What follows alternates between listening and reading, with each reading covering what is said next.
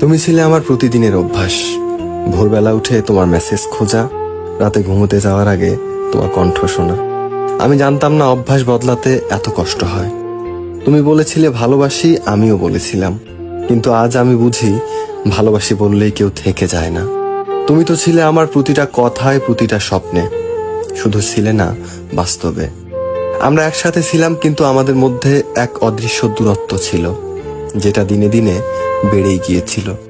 ভেবেছিলাম সময় কাটবে, সব ঠিক হয়ে যাবে, কিন্তু না।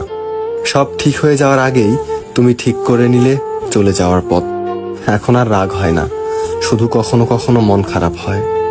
ভালো থেকো বলার সুযোগটাও পাইনি। তুমি চলে গেলে আর আমি পড়ে রইলাম অসংখ্য প্রশ্ন নিয়ে। কোথায় ভুল হলো? আমি কি খুব কম ভালোবেসেছিলাম, নাকি খুব বেশি? তুমি আজ কার সঙ্গে হাসো আমি জানি না। আমার কথা কি তোমার একটুও মনে পড়ে?